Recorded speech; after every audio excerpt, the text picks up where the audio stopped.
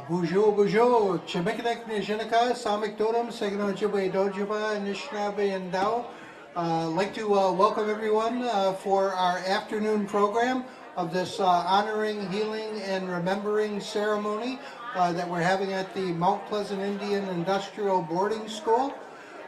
We have several keynote speakers that we're going to be running through during the portion of our afternoon address. We're going to have a musical performance by Kelly Jackson. We also have Christine McCleave here with us, but our first keynote is going to be Sarah Jones. And I'd like to go ahead and to introduce Sarah. She's a member of our Saginaw Chippewa Indian tribe, and she serves her community as the Zebawing Tribal Historic Preservation Officer. She earned her bachelor's degree in anthropology from Central Michigan University in 2013. Sarah chose to further her education at Central Michigan University by receiving a master's degree in history, which she completed in 2016. Good work, Sarah. She's also the interim chairwoman of the Mount Pleasant Indian Industrial Boarding School Committee. So you can imagine Sarah's been very busy over these last few months planning our program here. While passionate about the preservation of all culturally and historically significant properties, Sarah holds the Mount Pleasant Indian Industrial Boarding School heroic site close to her heart due to the fact that her grandmother, Mabel Pelcher, was a student here. Sarah is also a jingle dress healing dancer, and she's going to be joining us in that portion of our program, and she's began practicing this tradition 10 years ago. So I'd like to go ahead, and it's a great honor to introduce one of the folks that made this event happen, our Cultural Tribal Historic Preservation Officer from Zebawing, Sarah Jones. Shibigwech.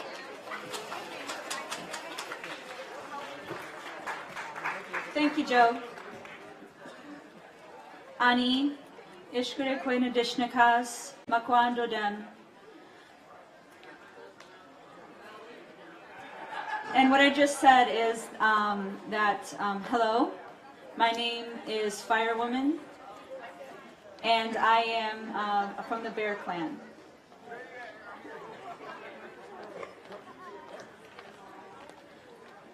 So, on October 1st, 2018, I apologize, I took the position as the Tribal Historic Preservation Officer.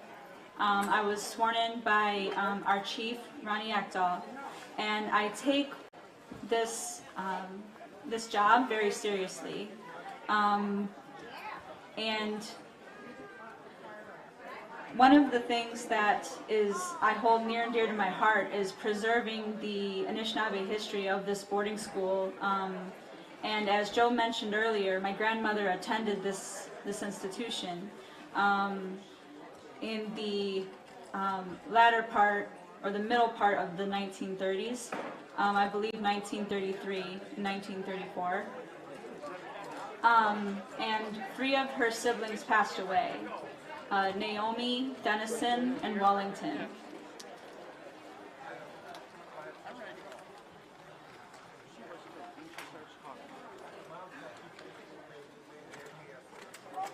And one of the things that I'd also like to mention is that we are currently applying for the EPA Brownsfield grant, and we are hoping that this will allow us to be able to alleviate some of the contamination issues that we have, such as asbestos and lead.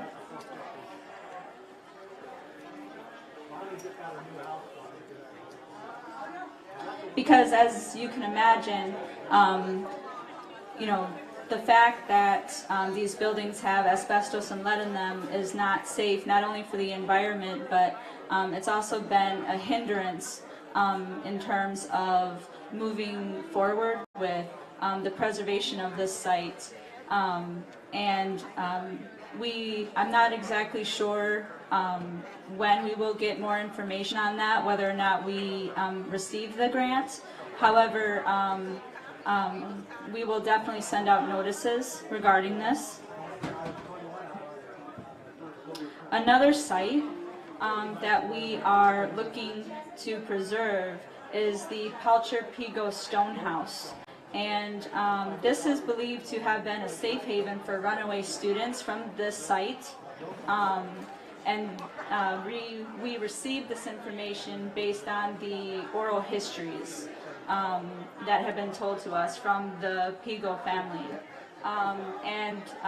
If any of the Pigo and Pelcher families are here today and wish to do so, please stand up to be recognized in regard to this. No? Okay.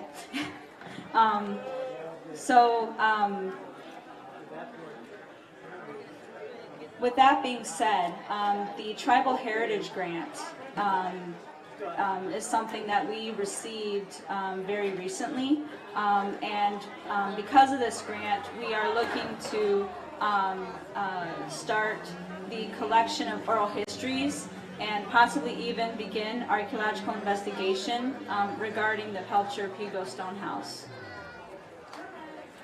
Also, we are conducting a Mount Pleasant Indian Industrial Boarding School survey again. You will see Dr. Mary Center walking around with the survey for you to fill out.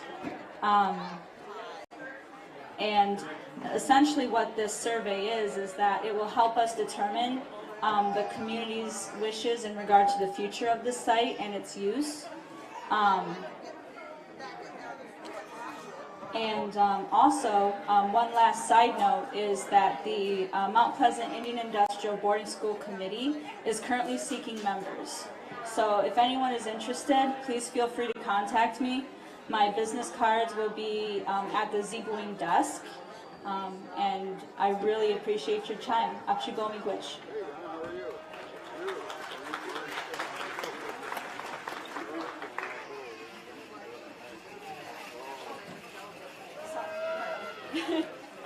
And I apologize. Our next guest speaker is Christine McCleave. She is a part of the Native American Boarding School Healing Coalition. So please help me welcome Christine.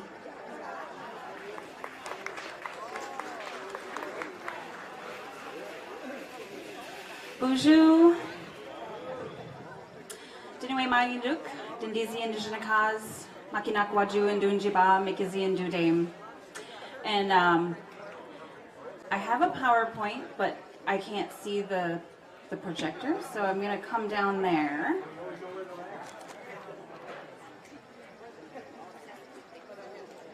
Testing? Okay. Here I come.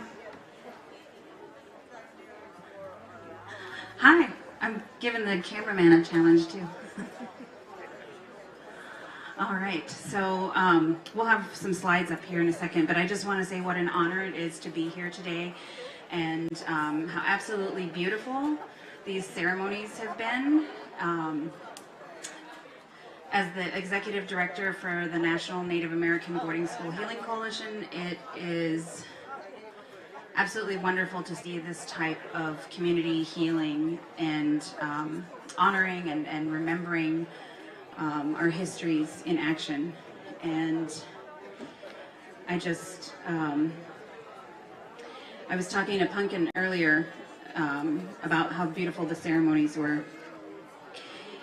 And we were talking about when we introduce ourselves and we say our clan and we say miigwech. And we say who our ancestors were, that we used to go back and we used to introduce ourselves with 7 generations of who our grandfathers and grandmothers were.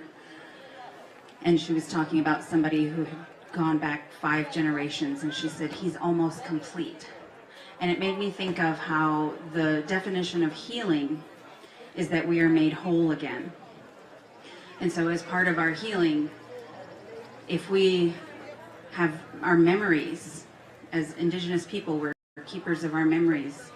If we have that going back 7 generations, then we are healed, we are whole, and we are complete. So it's wonderful to see the language being spoken here. It's wonderful to see the ceremonies and traditions being kept and shared. And I just want to talk to you a little bit today about what we're doing on a national and international level to try and get some government and church acknowledgement of this policy that they had to take our children, to forcibly assimilate them, and the impacts that that's had on us. So,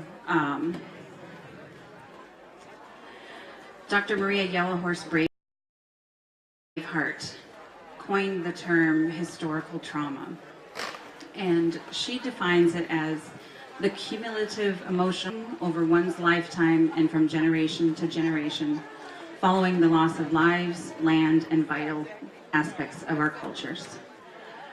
And she was the keynote speaker at our conference. We had our first annual conference last year, and she said it was kind of a misnomer because people look at it and they think historical trauma means it's all in the past. But as you can see from her definition, it means anything that has happened within our lives up to today. Anything that's happened within my lifetime. The things that happened when I was a child, the things that happened when I was in my mother's womb. All of that is historical trauma. And what's even better is the clicker stopped working. Okay, let's see. There we go. So what's even better is she then tells us, beyond just defining the problem, what the solution is. In order to transcend historical trauma, she said there's 4 steps. 1 is to confront the history and the truth about that trauma. 2 is to understand it, understanding how it impacts us. 3 is to release the pain and whatever's associated with it. And 4 is to actually transcend it. So in terms of what's happening here today, I think this community is really, doing all 4 of these, because this is healing today. But what's happening on a national level, because there's so many other communities that aren't this far along, on a national level, we haven't even done step 1. We haven't confronted it. And we don't understand it as a country. I often say this is American history, not just Native American history, right? So this country needs to understand that this is part of its history, that this is what they did to the Indigenous peoples and as they formed this country. Because otherwise they're going to keep making those same mistakes, and we see it happening already. We see it at the border.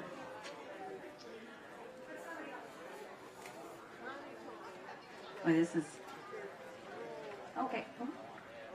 Oh, so anyways, it's hard to see, but it helps me say, what was I going to talk about next? Otherwise, I'll go down a rabbit hole.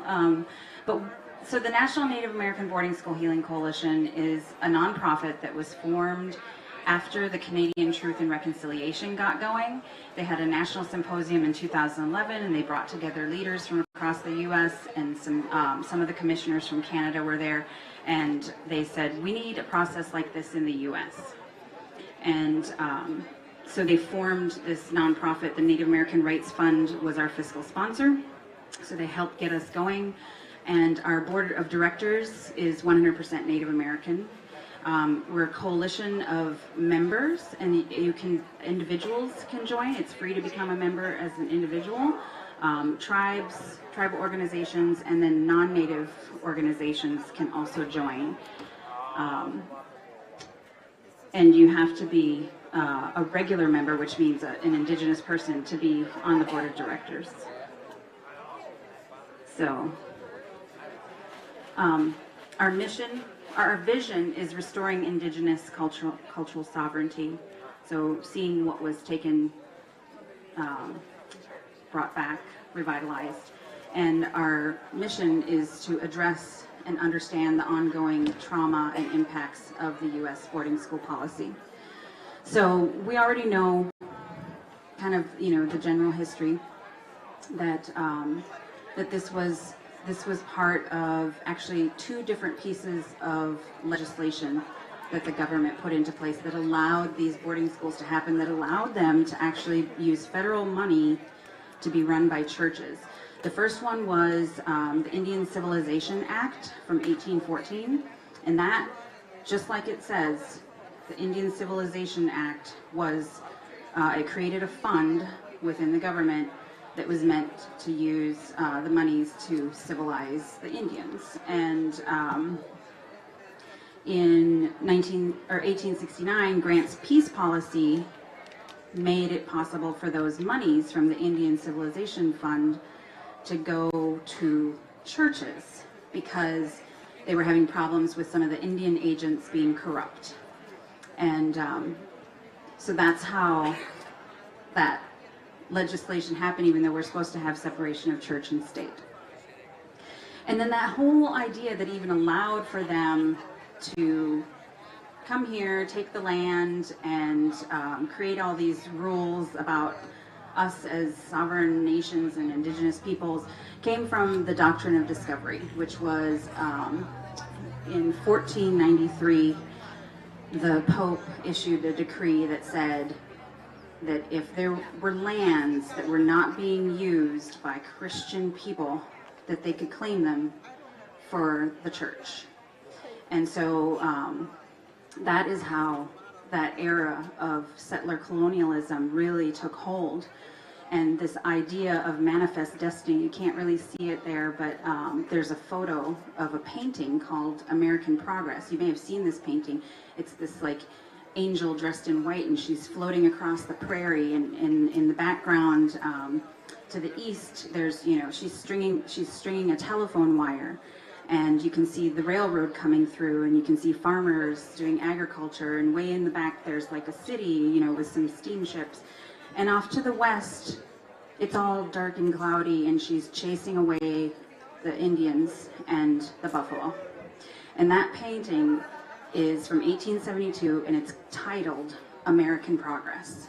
And so that kind of image encapsulates that whole idea about like the doctrine of discovery, and this is manifest destiny. They thought this was their God-given right to come here and take these lands and subjugate the people who had lived here since time immemorial. So this is a slide that just kind of shows that progression of the loss of land. And we talk about the historical trauma from boarding schools in the context of there were layers of trauma, right? The trauma that started with contact and the introduction of new diseases, and then their quest for more land and Indian wars, and then making treaties and having them break the treaties, and to the point where they formed laws to take our children and forcibly assimilate them, or they formed laws like the Indian Reorganization Act that said, if you don't adopt a constitution, a democratic constitution, you're going to be terminated as a tribe. All of these are historical trauma and oppressive events that really challenged our people. But we're still here, and we're in the self-determination era, and that still has some challenges.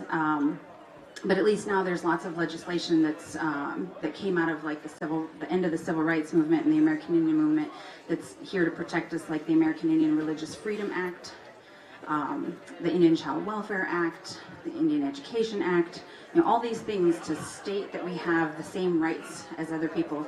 And at the international level, the United Nations doing the Declaration of the Rights of Indigenous Peoples, and included in that says that we have the right not to be subjected to forced assimilation, that we have the right to educate our children in our cultural ways.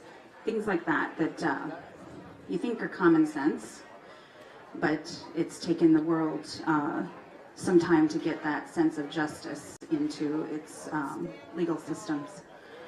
So this is a picture of General Richard Pratt. He's the guy that started Carlisle, and Carlisle was the first off-reservation Indian boarding school that opened in 1879, and he had this idea at the time. So right around the time Carlisle opened was also the time that they were killing the buffalo to near extinction, because every buffalo gone was an Indian, or every Indian dead, or every buffalo dead was an Indian gone, because it was tied to the Plains tribes' subsistence and survival and economy. So they were killing the buffalo to near extinction, and there were a lot of Indian wars still going on, and Grant's peace policy said there was an end to treaty making. No more treaties. We're not going to war. We're not going to make treaties. We're going to assimilate. And so they came up with this idea that this guy, General Pratt, he had some prisoners of war that were Apache, and he taught them how to speak English. He taught them to read and write, and he taught them some labor skills, and he basically said that we were capable of being civilized. And so at Carlisle, if you Google Indian boarding schools, the majority of the pictures that come up are from Carlisle. And there's a lot of these before and after photos. And that's because Pratt hired a photographer to create that propaganda, to show that his experiment was working. Shortly after Pratt, Sheldon Jackson, who was a good friend of his and a Presbyterian, opened Chippewa, which was the second federal off-reservation boarding school, and that one's still open to this day. Chippewa is still open and is still an Indian boarding school. The other thing is that Pratt coined that term, kill the Indian, save the man, and he wrote a book called The Red Man's Moses, because he really felt like he was doing the Christian thing. He felt like his perspective was more compassionate than the Indian wars, and he's quoting a general here that says, a great general has said that the only good Indian is a dead one, and that his high sanction and that his destruction has been an enormous factor in promoting Indian massacres. In a sense, I agree with the sentiment, but only in this: that all the Indian there is in the race should die. Kill the Indian in him and save the man. So he's the one that came up with that. And they actually told one of the graduating classes at Carlisle, one of the first graduating classes, let all that is Indian in you die. And so we like to say, let all that is Indian in you live, right? So by 1932, they did this government report. It's called the Merriam Report, and she cited all problems with the Indian boarding schools, things that most of us know, so I shortened that part of the PowerPoint. But when I go talk to a lot of non-native audiences, I have to tell them exactly what happened at boarding schools that they don't understand, that our children couldn't speak their language. They don't understand really what happened in those schools. But this Merriam report, she said the children were malnourished. They weren't being fed well. They had poor living conditions. We know that a lot of the boarding schools, they got paid per student, so they crammed them in, and if somebody got sick with like tuberculosis, it would spread really fast. And the children were also used for labor. Many of the schools had outing programs where the girls would go be a domestic worker in somebody's house, and the boys would go be like farm labor or something.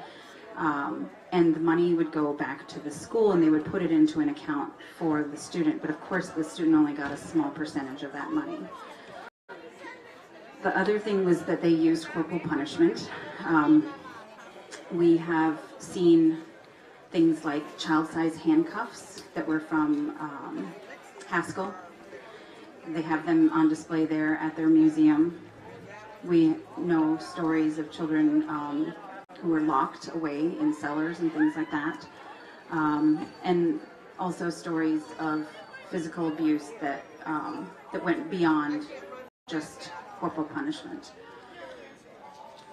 This report also said there was a lack of family life and poor mental health. We know that some of our children died because they had a failure to thrive. They died of a broken heart. These are some of the things that this report outlines. So in the 30s, they started to close down some of the schools. But then by 1969, the Kennedy report came out and said, for the schools that were still open, that they were still not up to, educational standards, that they were still not a good thing for Indian children. And it called the schools a national tragedy. So that was 69, right? So civil rights era is happening. In the early 70s, American Indian movement is happening. And by the 70s, all the federal boarding schools that were still open, they started to turn them over to the BIA to be run by the tribes. So there are 64 boarding schools that are still open today. And those are mostly run with cooperation from the tribes in the surrounding area. And so instead of prohibiting language, they promote language. And instead of prohibiting culture, they promote culture. But it's important that we know this history, right? As Indigenous peoples, we're the keepers of our memories. And doing things like we are doing today and honoring those memories and making sure that we don't forget, because those children are still being sent to those boarding schools. And I was just at the Santa Fe Indian School's graduation. I got to be there. I was actually in town for something else, and it happened to be happening, so I got to go to it. It made me cry because they had the drum and they sang their songs, and all the graduates walked out wearing their traditional clothes, their regalia, and it was beautiful, and it just made me cry, because that's why I do this work, is to see that healing take place.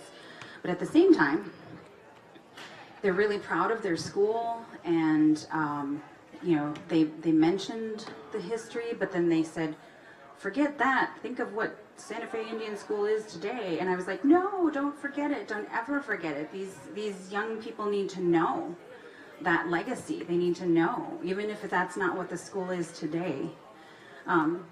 So the other thing is, in Canada, the Truth and Reconciliation Commission called it cultural genocide. They called that residential school system cultural genocide. And we've had a debate within our coalition about whether or not to call it cultural genocide or just genocide, because the UN definition of genocide is up here on the screen. And one of the things says, removing children from their community. And to bring about the physical destruction or in whole or part of their culture.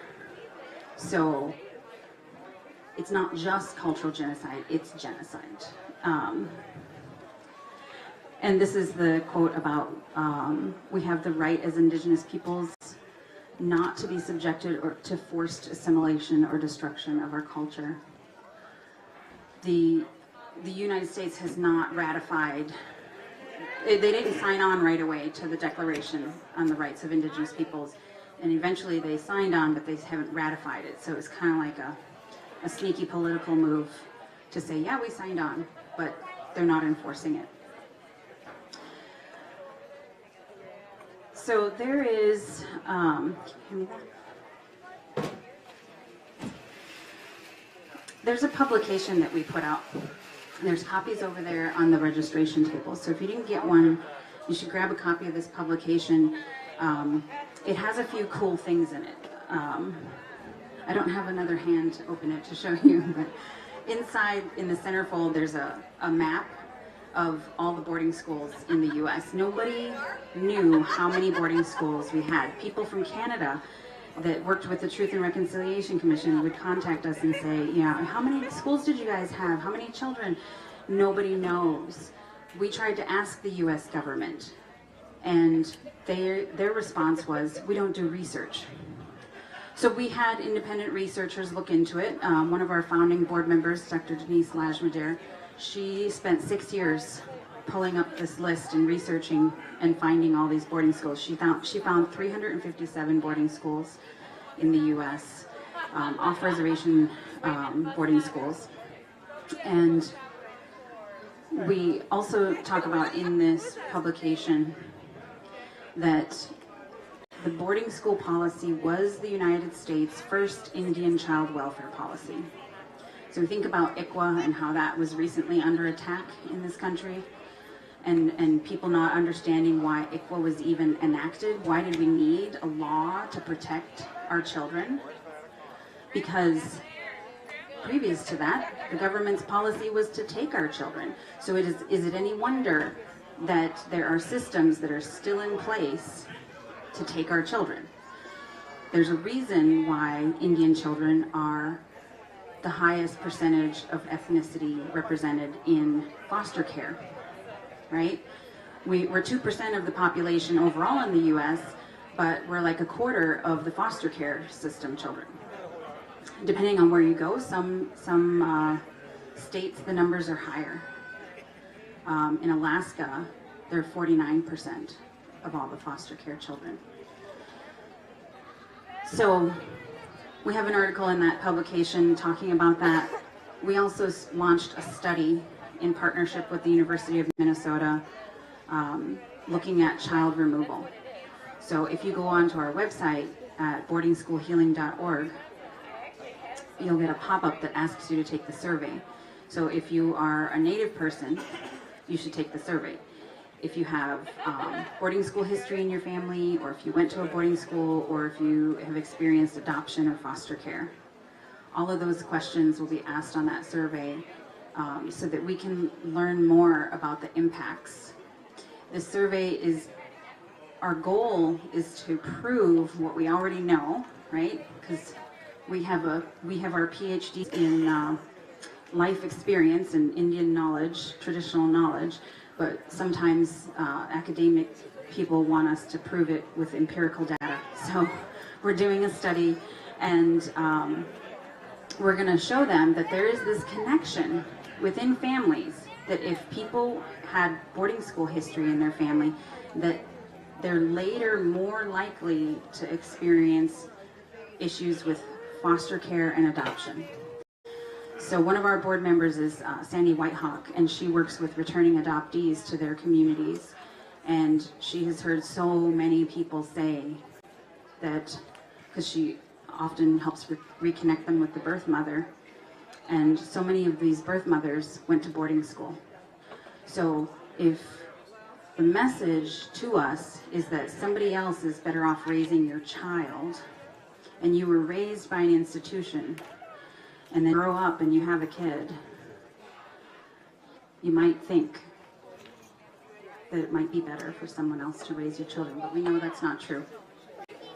Those are lies that were fed to us. So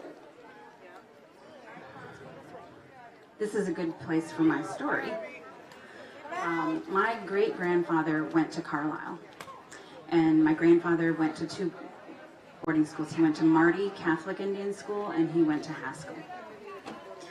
I didn't get to ask my grandfather about boarding school because he passed away before I learned anything about this history. I was an adult. I was in my 20s before I started to really learn about this, and he passed away when I was in my teens. And I asked my mom about it. I asked my uncles. I asked my aunt, and nobody really knew anything about his boarding school experience. And the only thing they would say is that he would say, I don't want to talk about it if it came up. Or he would say, I never want to step foot in the Catholic Church again. So we encourage people to break that silence so that your relatives and your grandchildren can understand our history. Even if it's painful, they need to know what happened. because I have 2 generations of boarding school history in my family here. I don't really know what happened to them, but all I know is my family won't talk about it. And then I know that my grandfather and his wife, my grandmother, gave my mom up, and they sent her, like basically like an open family adoption. They sent her to live with her aunt. She was abused by her mother, my grandmother, and she felt very unwanted. And that was basically what my grandmother said, was that she didn't want her. And then when my mother got pregnant with me, she was sent to an unwed mother's home, and she was supposed to give me up for adoption. Are you seeing the pattern here? So she decided to keep me. And then when I grew up and I had a baby, guess what I did? I gave my son up. I thought, I don't know how to be a mother. I don't know what I'm doing here. This is hard. Why don't I have parenting skills? And I used to, as a teenager, when I thought I knew everything, I used to criticize my mom, thinking like, she's not a good mom, you know, there's all this alcoholism and violence, and then when I became a mother, I realized you don't get a manual, and we don't get our traditional teachings like we used to. Some of you may, and you're fortunate. When I hear people talking about how they grew up around ceremony, I didn't get that. And I felt this sense of loss and grieving my whole adult life. I knew something was missing. I had that sense of grief. And it's because this was a strategy, right? And those are the ways that it plays out in our families. And we have to know our stories in order to know how it affects us and how to heal, how to reverse that, how to make ourselves whole so that our children and our grandchildren can be whole. So these are pictures of my great-grandfather at Carlisle. He actually got to play football with Jim Thorpe. I found it interesting that still nobody talked about that. I will make a confession here. I was working for the Boarding School Healing Coalition for 6 months before I found out that my grandfather went to Carlisle, my great-grandfather, because nobody told me. So we got to talk about these things in our families. This is a slide that talks about a study that was done. It's called the Historical Loss Scale. And it basically says that a lot of us Indians think about these things on a daily basis. 36% of participants had daily thoughts about the loss of traditional language in their community. 34% experienced daily thoughts about the loss of culture. 24% reported feeling angry regarding historical losses, and 49% provided that they had disturbing thoughts related to these losses. 46% had daily thoughts about alcohol dependence and its impact on their community. 22% indicated they felt discomfort with non-Native people. 35% were distrustful of the intentions of the dominant white culture in regard to the historical losses that Native American people have suffered. Why? Because they haven't acknowledged it. So they're not going to change their ways, right? Until they acknowledge and go on the record and say what we did was wrong and we're not going to do that again. So one of the other things that's happened recently is epigenetics is a study that proves what we already know. We call it blood memory, right? They proved through science that historical trauma can be passed down on top of your DNA. So it doesn't alter your DNA, but it's kind of a code that gets passed down on top of the DNA. Dr. Rachel Yehuda did this study, and she looked at children of Holocaust survivors, and they were more likely to experience anxiety and depression. So we know that we have that blood memory, and there's also more research coming out now about the effects of trauma on a developing child's brain. So this talks about ACEs, the Adverse Childhood Experiences study, that basically said, like, if you have a certain number of ACEs as a child, then you're more likely to have chemical dependency or issues with depression or anxiety as an adult. And this slide just gives like a really scientific information about the effects on the chemistry of the brain.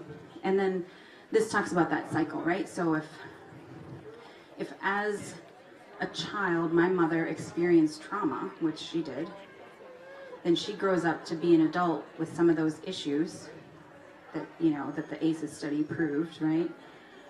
And then she has me, but she's an adult who hasn't healed, then she's more likely to pass along some of those things to me, right? So I end up having ACEs, I end up having childhood trauma too.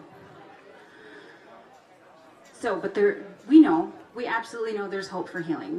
We are living it today, that if we carry that historical trauma, then we also carry historical wisdom. The wisdom and the strength and the resiliency of our ancestors is in our blood.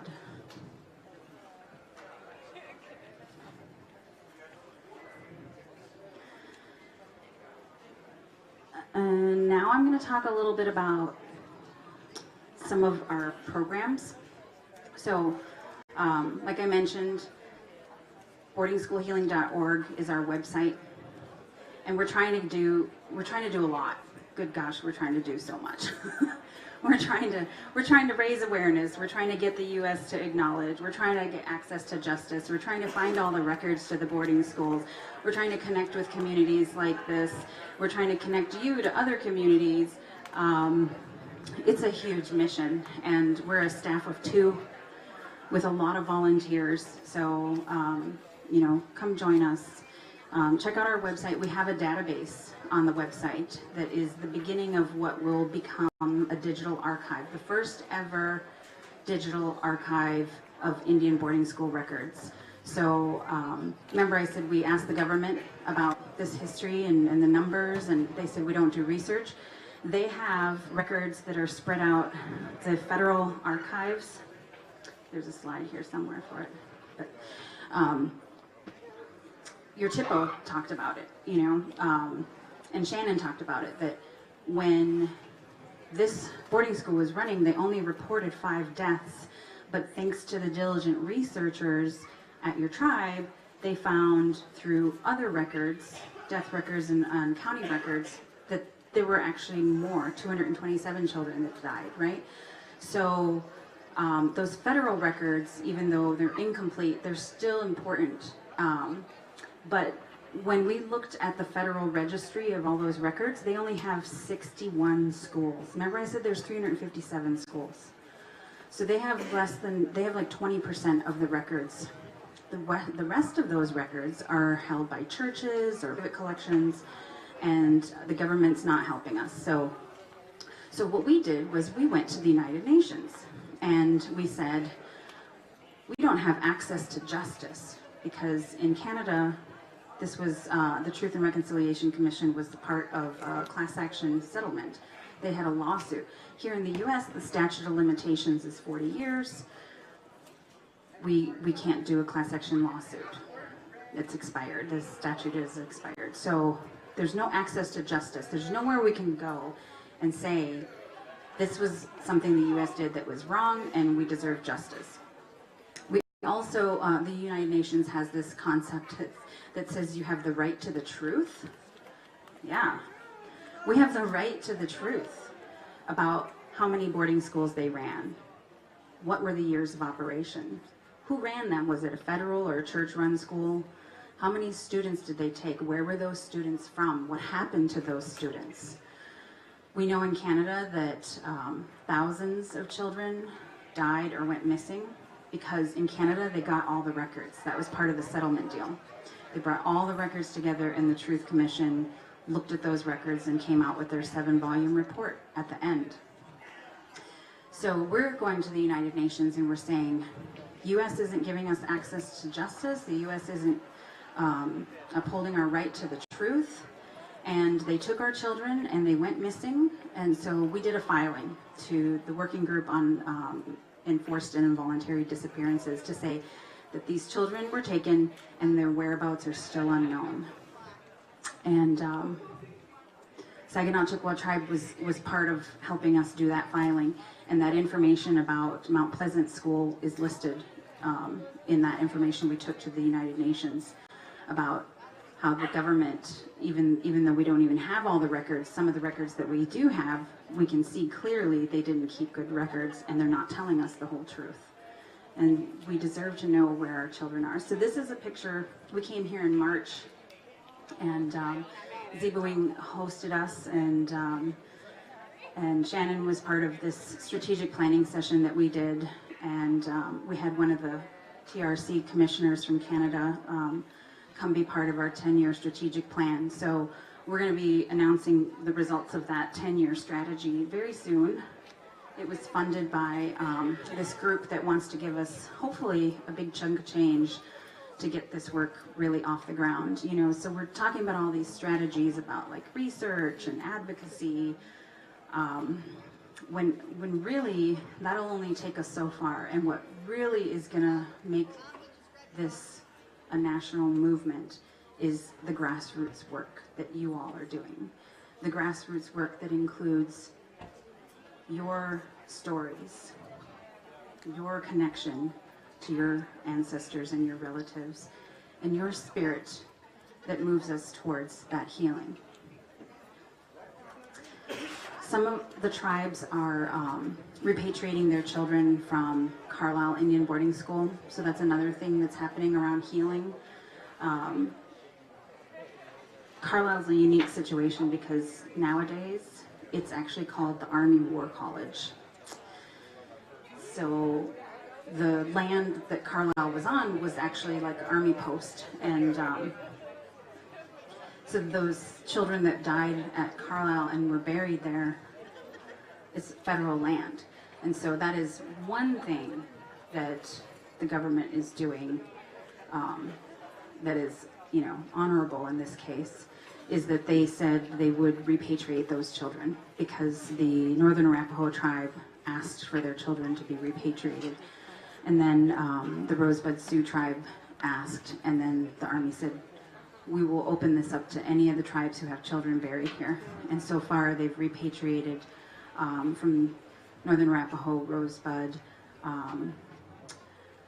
Crow Creek, and a couple other tribes, I can't remember.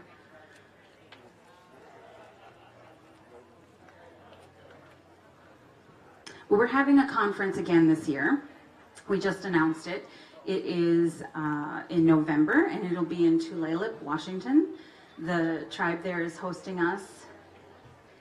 This is just more information about what we're doing, and you're all invited to come to our conference. We would love to have you and continue to move this healing along and restore what was broken so that we will be whole and complete again.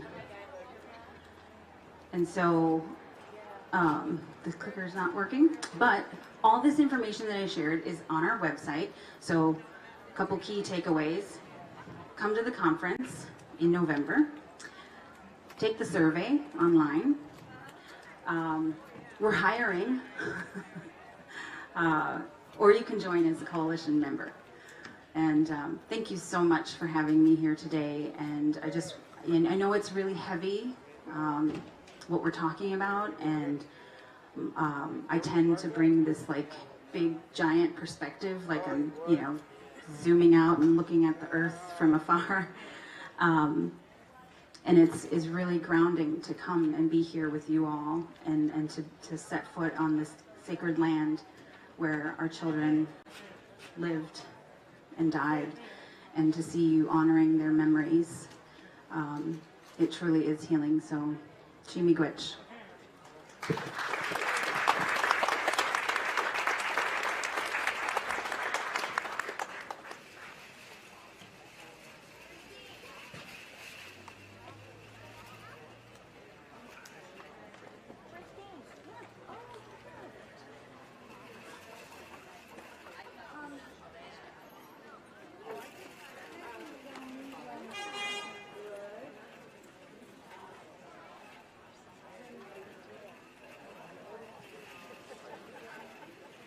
I'd like to say Chi Miigwech to Christine McCleve and Sarah Jones for their keynotes.